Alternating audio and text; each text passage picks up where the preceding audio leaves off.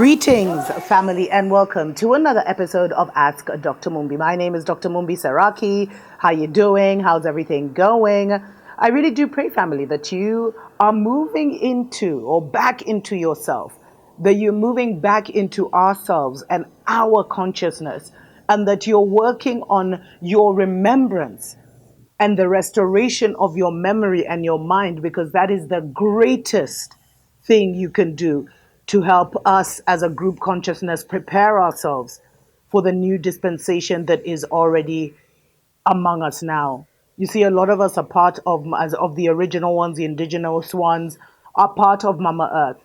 And as she awakens, we too are awakening, family. And you know, the awakening is not on this level of realizing how whitewashed our history is and all this stuff, and how, you know, we don't live on a moving ball, but more on a dome, and like, you know, like those are the things we have to come back to, how our own people described reality, to how our own people saw the world, to how our own people interacted with nature, because we've lived with nature and Mama Earth on Tiamat, or whatever you want to call it, family, for millions and millions of years. This is not our first rodeo. But the wild thing is that those who are controlling the current narrative, it's their first rodeo. It's like the real slave awakened to the fact that they were slaves and they could never go out. And they looked at the children of the sun and the children of gods, and they hated us so much that they had to find ways to destroy us, to destroy our planet. Because if you look at the way Babylon moves, from the way they take pictures of everything and they want to record everything and figure out how everything works, then it will tell you who are the tourists on Mama Earth and who are the visitors on Mama Earth and who are the custodians and part of Mama Earth.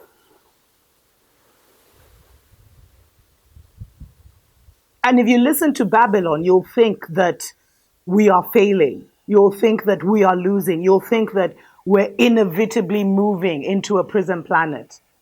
But that is the furthest thing from the truth. And that's why you really have to start knowing how to find the truth, because it's there. But so are a bunch of lies, a bunch of propaganda, and a bunch of information from people who have had to use our information and still don't understand how the world works. But those are stories for other days. Special shout out to everyone that supports us on Patreon. We have some amazing books that we're releasing on there, so definitely consider supporting us there. And make sure you're subscribed to our secondary channel, Dr. Mumbi Spiritual Show. We will actually be releasing more shows on there very, very soon. So there's this article that was shared with me with someone from our Patreon family, where Babylon decided to make a certain narrative. We honor the ancestors in the wind. So Babylon decided to make a certain narrative go viral about how Africa is still struggling to investment in space yet to bear any fruits, as continent struggles to rely on its own satellites. And this is actually something I discussed earlier, especially during April 8th, and then immediately after April 8th, when who knows who, although apparently we rely on the European and American meteorological systems, came and told Kenya we were going to have a cyclone, which is impossible because we're on the equator. And they made our people look, go into a panic for no reason. A lot of people are extremely aware of the weather wars that are going on. But family, there's so much more that nature is doing than the Babylon's, cloud seeding programs are doing. They're just trying to mask how much change is actually going on, because they're not in control of the change, and they hate narratives that they're not in control of. So right now, there's an article that's going viral on all of Babylon's media, which is talking about how investments in Africa's space industry are yet to bear fruit, as a continent is still struggling to rely on its own satellites to collect Africa-specific data from space for climate change, mitigation and adaptation. And it talks about how we've now had to we rely on Europe and the divided states to tell us about the weather that's coming, the weather anomalies. And family, when the way they write these articles is another psyop, because we have elders, elders I've met, who don't need any of this machinery to tell you what is happening now and what is coming next. In fact, when you reach a certain level of spiritual elevation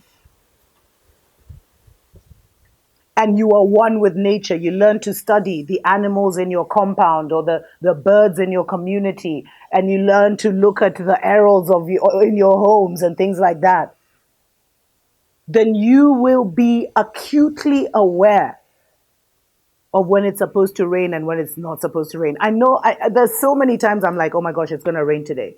And the sky will be as clear as day, but lo and behold, it will end up raining, family. And I know a lot of you are walking in this kind of discernment and consciousness because we have these inbuilt systems. But when they tell us these things, these are their limitations, family. They are the ones who need instruments to see what is happening with the weather.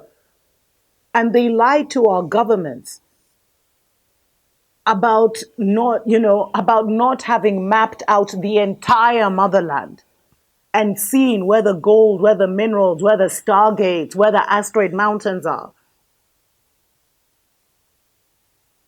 And then they wage war on those particular places, portals, because they're still trying to get out. So you'll hear Sudan is in conflict, DRC is in conflict, South Africa is being taken over. You'll hear all these things, family. But they are not in control. And there is another consciousness that is returning to us. It's like the return of the Messiah, the return of God is happening right now, which is shifting us on a level they can't even see. So they think it's not happening. So they'll tell you it's not happening.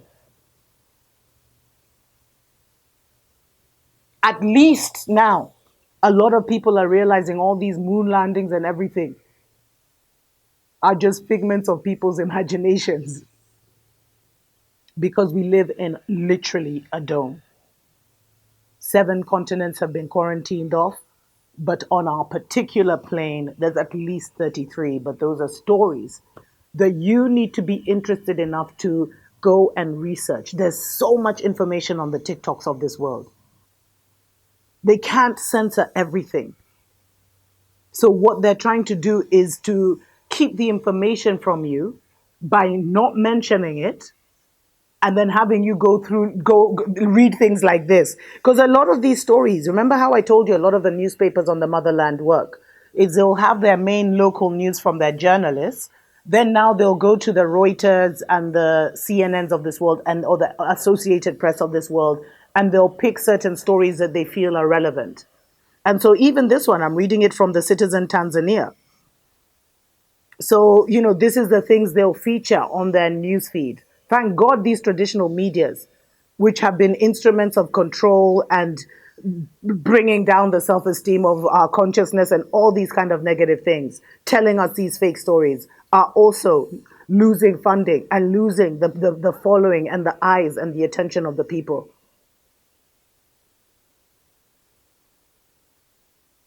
Babylon pretends to know a whole lot and they know nothing. And if you follow Babylon, family, you will be following their ignorance and you will risk your inheritance. So don't fall for the little games and follies and distractions of Babylon, because there's so much more going on. But those are stories for other days. Tuko pamoja.